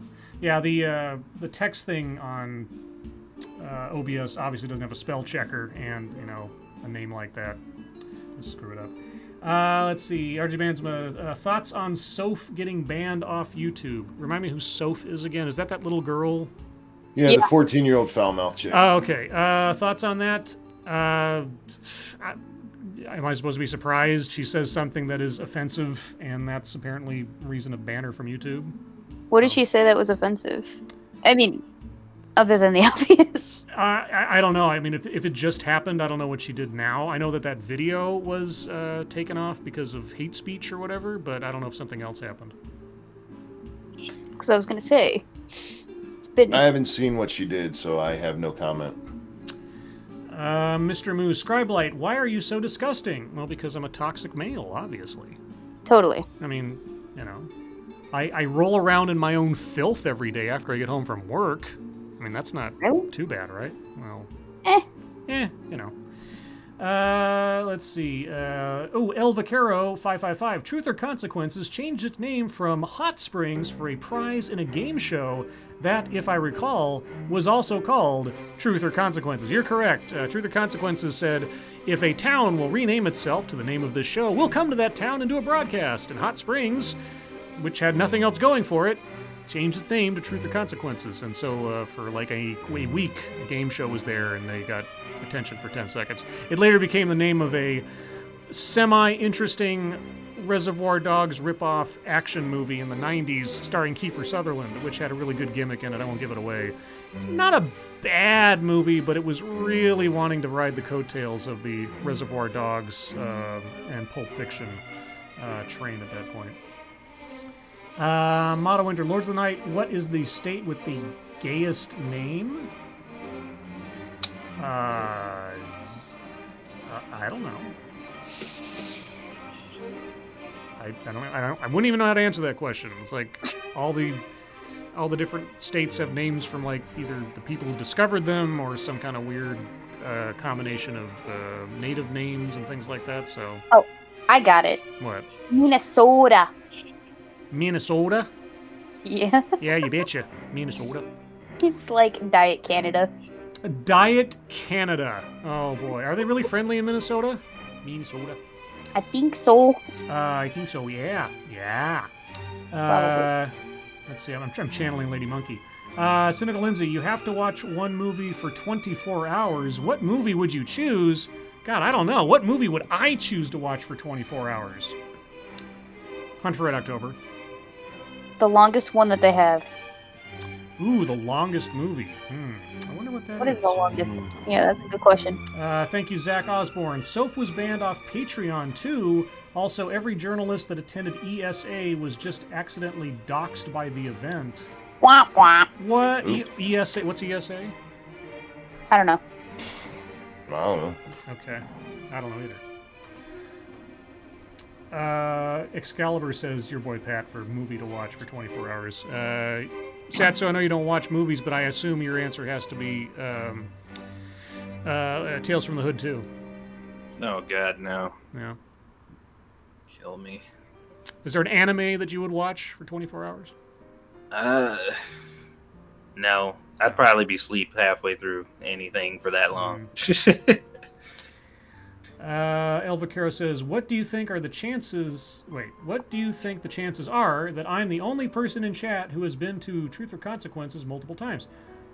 It's very good, I suppose, because unless somebody says otherwise, but then we only have your word to go on, so.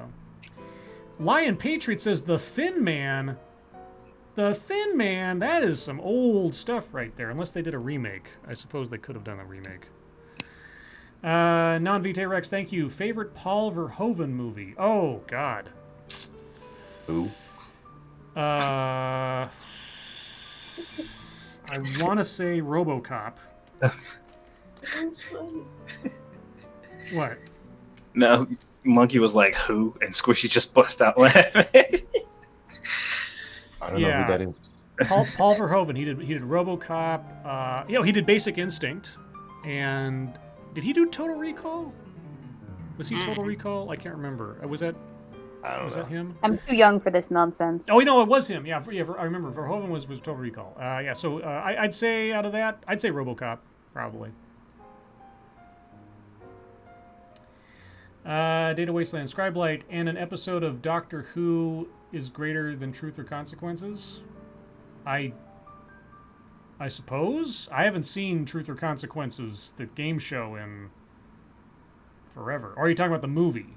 Doctor Who is better than Doctor Who. It depends on the episode of Doctor Who, because there have been some shitty episodes. Thank you, Ginger Snap. Arsenic and Old Lace. Ooh! With Cary Grant? Yeah, you could watch that for 24 hours? Okay. Devil Fruit Zero, Scribe Light. Have you guys heard white robots are racist? Yep, we've heard they are racist. That means you have to paint them all black to make them more in line with being slaves, apparently. Okay, hang on. Pause. All right, because as a woman in tech... As a woman in tech? Quite literally, as a woman in tech. Mm-hmm. The only way that a robot could possibly be racist is if they were programmed to be such. No. See, it's not that the robots are racist. It's that the color of the robots is racist? Yes. Yeah. The reason the robots are colored that way is because we're racist. Yes. It's a robot! Thank you, Zach Osborne. Now they're saying E3. Holy crap. You mean as far as like doxing people? I have no idea what this is about. So if somebody's got some info on who or what or how people were doxed at some event, I'd be curious to know. I have a question. Mm-hmm. So I have a white Xbox and a white desk, Yes. but a black PC. So what does that make me? Well, PC, I mean, is it a PC? Is it a POC? No. It's a black PC, but it has like fun colors when it lights up and it's on. I don't know. You'd have to ask CNN. They're the metric of what items are or aren't racist on the basis of their color. All right, For but my the white record. Xbox definitely makes me racist, right? Probably. Possibly that. I just want to point out that was not just CNN, y'all. That was CNN Business. All right. So what about my microphone? That's silver. Well, that's ageist. RJ Bansma says, who remembers Supermarket Sweep? You mean when I hear that beep, beep, beep, you're going to have fun on Supermarket Sweep. Yeah, no, I remember Supermarket Sweep. You always had to go after the steaks and the diapers and the coffee to get the best prices. That was always the stuff. The coffee was something people always went after. And the big slabs of meat and the turkeys and things. There was also, I forget what it was called, but there was one where they had like a fake shopping mall on the stage and had to go from store to store and like basically rob the place and find the items or whatever, find like the diamond necklace or whatever. It reminded me of my favorite show on Nickelodeon, Finders Keepers, where they had this giant set that was nothing but this huge house, and these people had to like basically destroy the house trying to find whatever was hidden in there. I love that show for some reason. I like the wanton destruction and all the mess it made. Because I'm disgusting, Moving on. Next 6 minutes. Hey, Scribe, did you know my hair is long enough now I can tickle my nose with it? Is that a euphemism for something? Which hair? Hang on, pause. Yeah, that's the other thing, too. It's Very like, important question. because Playboy is doing a big spread on pubic hair. Maybe you could submit your resume. Okay, now that I think about it, armpit hair wouldn't be that weird depending on how long it is and how far away your nose is from your face hole.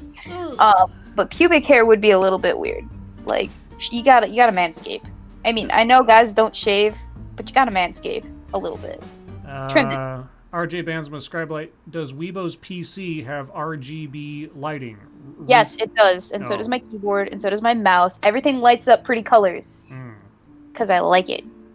Data Wasteland, no, the town was in an episode of Doctor Who. Oh, okay. Well, I stopped watching Doctor Who after David Tennant's tenure. I watched the Ninth Doctor. I watched all the way through Tennant. I watched the first 2 or 3 episodes, I think, of Matt Smith, and Matt Smith Needed eyebrows. He stunk. I mean, after Tennant, I mean, honestly, Tennant was a hard act to follow because David Tennant is a genius. But yeah, Matt Smith was just like, eh. And so, yeah, I saw a couple episodes of Matt Smith, wasn't impressed. I saw the first 2 episodes of, what's his name? I'm sorry, what? Peter Capaldi. Yeah, Peter Capaldi. I like Peter Capaldi as an actor. I didn't find, at least in the couple episodes that I saw in the beginning, I didn't find him a compelling character to watch as a doctor. He's stronger in a supporting role I've seen in the movies that I've seen him in and things. So I don't know. I like the guy though. I like him. But yeah, Tennant was basically like the last Doctor Who I gave a rip about. Same. Thank you, Zach Osborne. Okay, ESA accident doxed every journalist that was at E3. Oof. What is ESA? I don't even know what ESA is, but either way, if that's the case, that really sucks. An accident? An accident doxed them, like they left a vulnerability in their database or They something? accidentally doxed them, I think is what they're saying. But I'm wondering about the method, like how? How do you accidentally dox every journalist at E3? Accidentally released the names instead of some other press release. Yeah, okay. I'm not sure. But Yeah, I don't know either. That's what I was wondering. Cameraman Jay, if you could visit anywhere in the world for free, where would you go? Lilith Luth's bedroom. Poland. Poland? Yeah. Really? The last generation of my family to have visited Poland was the last generation to come over here. Or the generation that came over here. So my grandmother's parents. And he's never been to Poland. I've never been to Poland. No one in our immediate family has. So I would like to go. No. I've heard it's not a very pleasant place, but that's... I've heard different. Depending on who you talk to, I guess. All right. Satsu? You guys know where I'd be. I'd be here. Japan? Yeah, she probably wouldn't let me. Oh, yeah. Weeb. There'd be a whole bunch of like Japanese Satsu babies after you left. It'd be mostly for food, but You're gonna eat the Japanese? wow. Oh my god. Monkey, did you give an answer? I'm sorry. No, I don't know.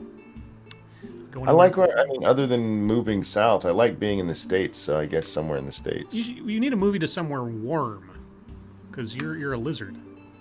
You're a monkey I'm lizard. talking about the fucking bearded dragon. Yeah. I'm not one of those people that's like, I wish I could go overseas and see how they used to live before we had electricity. No.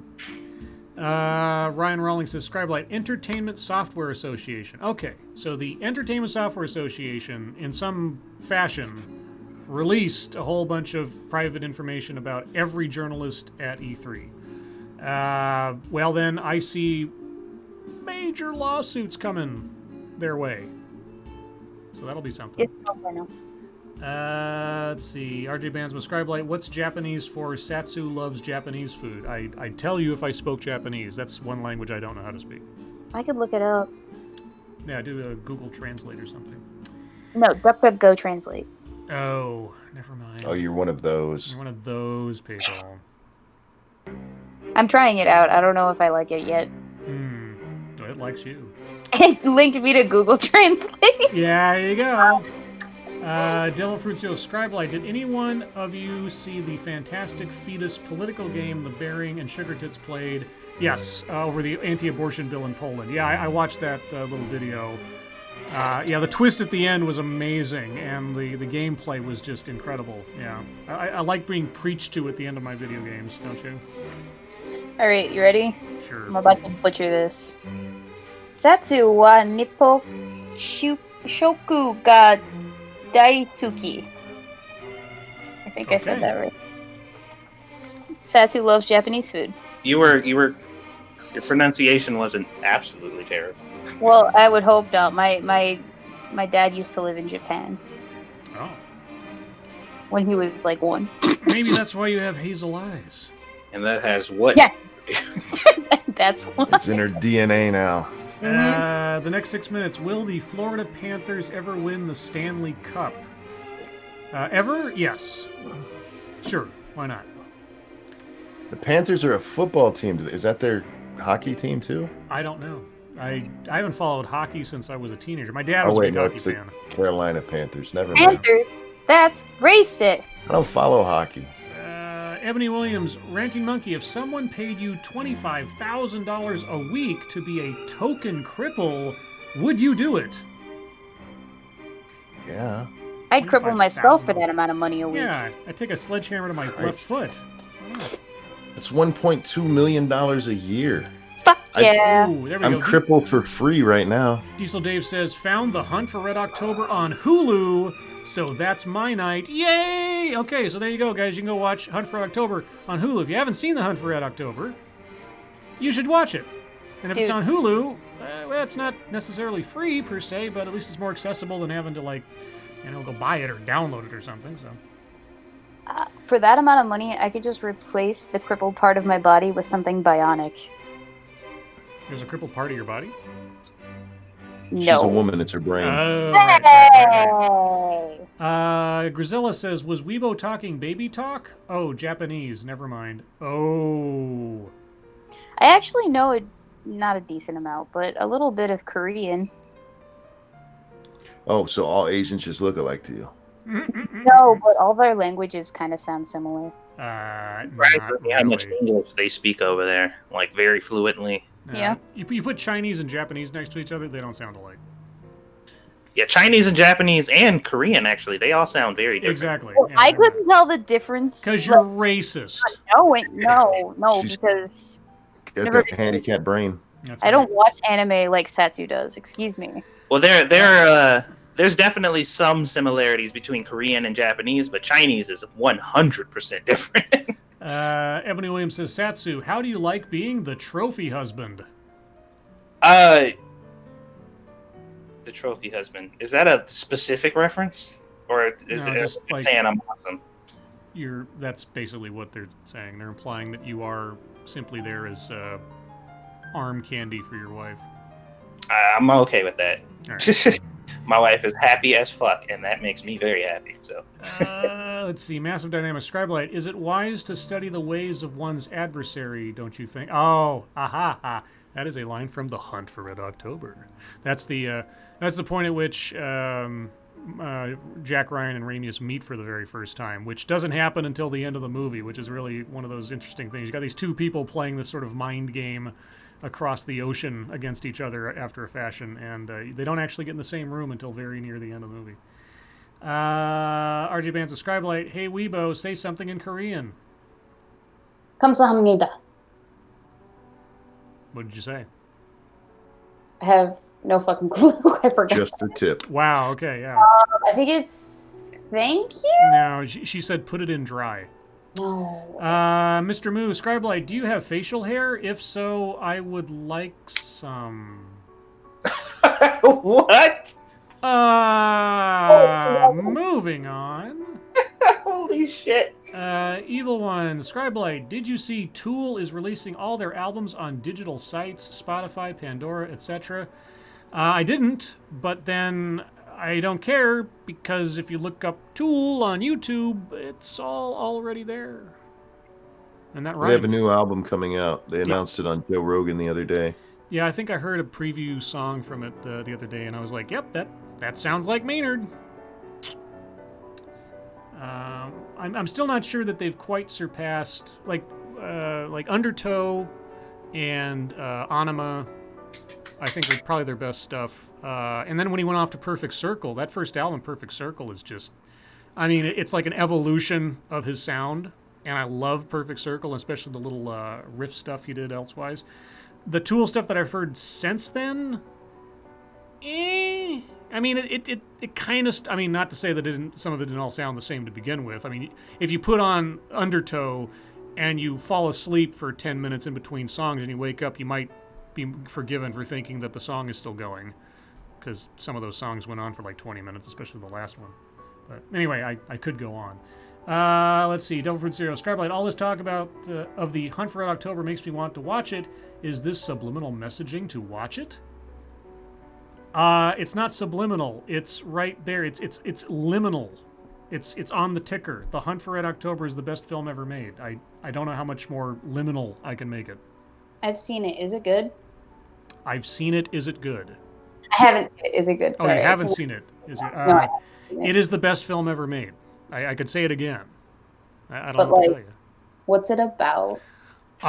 Well, it is about Sean Connery as a Russian sub-captain and Alec Baldwin as a CIA analyst and a international game of intrigue and potential world war. And English, do you say? And submarine tactics all across the board. James Earl Jones is in there too. Scribe, would you consider yourself an analyst? No, he's a vaginal. Only if it's mutually agreed upon to attempt. Thank you, Snubberth. Tug's grandbaby was just born. He's a YouTuber, Polynose. Tug? That umbrella guy. He's one of the Oh. guys in the comic gay stuff. Oh, Well, cool. okay. Congrats to Tug. Yeah, congrats. Super Saver. Star Saver, Scribe Light. What about superliminal messaging? Oh, when I throw a brick in your face with The Hunt for Red October is the greatest movie ever made. I guess I could do that, but that would probably get me in trouble. Let's see, scrolling up a bit.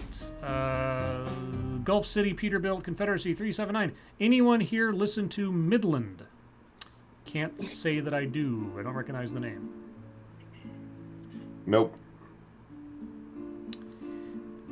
Yeah, Weebo, Satsu. Mm-mm. Okay. Good question. Ebony Williams, Scribe, what are you running? What am I running? I don't know what. The dishwasher. Yeah. The clothes I mean, washer? I have a fan on in the background because it's hot as hell here. Maybe. I think he's talking about your system. Oh, my system? I'm running OBS, I guess. And Windows 10? I don't know. Gulf City, Cult of Krill, thank you. Weebs did say thank you in Korean. Ah, Okay, yeah, that sounds about right. there you go. They had us learn Korea when we took our black belt test, or Korean a little bit when we took our black belt test, and I got 100% on the test, but I can't remember anything because it was like 3 years ago. Grazilla says, better than Ghostbusters 1984? How dare you, sir? Well, you know, I might be slightly facetious when I say it's the best film ever made. However, it is one of my favorite films ever made. So take that for what you will. Let's see. Sadistic Atheist, Scribelate, you should do what I did and learn Japanese from Miss Hannah Minx. Miss Hannah... I don't know who that is. I assume it's a porn star or something, because I just assume that for whatever reason. Because it sounds like a porn name. Yeah, Minx definitely sounds like a porn a name. little bit. Evil Or One, stripper. Cynical Lindsay. Oh, you're talking to Cynical Lindsay. Okay. Satanic Cultist Satsu. Try to listen to Ningen Isu. It's a Japanese heavy metal band. Or Ningen Isu? Ningen? I'd check it out. Forgetful 4. Chat. Who is the guest? I don't know. Who is the guest? Weebo, tell us about yourself and your channel. Oh, my name is Weebo Jones, and I do fun political commentary-esque type stuff with a hint of humor sometimes, except women can't be funny, so it's never. I am also a full-time student, question mark, at this point, because, like, I'm on summer break for the next 18 days. Just so you know, I forgot to tell you, Weebo, we're not seeing your camera because I can't pipe that in through OBS, or I'm not piping that in through OBS, so No, that's fine. we're not seeing you. I know you say, oh, I got a cat in my lap, and I was like, oh yeah, I can. Well, no, I was just showing you guys. I guess, yeah, that's true. I can't see it. Okay. The one-ton hammer, thank you. Give me a ping, Scribe. One ping only, please. You know, I remember I always thought it was cool back in the IRC days that you could check someone's ping by just typing in ping and their name in there. And I always thought of Hunt for Red October when I did that. I'm curious if that's actually where that came from, but probably not. I have a question Yes. that I want to ask before we go. Yes. I'm getting my wisdom teeth taken out on Monday. I'm sorry. Should I be afraid? No. No. These days, it's not as bad as it used to be, but plan on eating nothing but scrambled eggs and chocolate milkshakes for at least a week. And be sure to keep your holes clean. I'm not even kidding. The where your teeth used to be, as they heal up, you need to keep those irrigated and moisturized and clean. You don't want to get an infection back there. Okay. So after every time you eat something, afterwards go and irrigate your holes. How do I irrigate my holes? They are going to give you a plastic syringe thing with a little hook nozzle on the end of it that you'll have to use to squirt back there. I don't use a little water pick or anything like that. That'll be way too painful. But yeah, you just want to gently use warm water and keep your gums irrigated back there. That's all. Oh boy. But It'll be sore for a little bit. You'll be fine. yeah, then they'll give you plenty of fun opiates to keep you all happy. I got so many mashed potatoes and so much soup. There you go. Yeah, soft foods will be your mainstay for at least a while. But with that, guys, we're at the top of the hour and thus the end of the show. Thank you guys so much for coming out tonight and joining us and checking out my OBS skills as they continue to develop. Do let me know in Twitter and in the comments if this kind of thing was all right. If the music was okay, that was a new thing. I know my guests can't hear it because it's just piping in through my sound, but if that didn't bug you too much, I'll just start making that part of the regular routine over here. Let's see. Remember, guys, tomorrow night, per usual, will be on Monkey's channel at the regular time, and just after this, over on 2 Cents Plus, Monkey and Satsu will be playing No Man's Sky and giving away a mystery game to some lucky viewer. Also, remember to go check out Weebo Jones's channel. I'll be sure to put a link to her channel in the description after the show, but you can just look her up on YouTube, Weebo Jones. As far as I know, she's the only one there is, thankfully. And with that, Chad, again, thank you for coming out. You guys are the best audience in the world. Moderators, thank you for keeping an eye on things, even though our audience is the best behaved on YouTube. And everyone who donated, I continue to be at a loss at words to tell you guys how much I appreciate your generosity. I really do. But with that, Monkey, Satsu, thank you for joining me as always. Yeah, whatever. Weebo, thanks for dropping in and visiting. Thanks for having me. And everyone, your lives make us sad, and we will see you tomorrow. Bye, guys. Bye. Fuck off. Ooh, should I outro by raising the volume of the music up, like we're sort of like exiting a show kind of thing? Do it. Do it.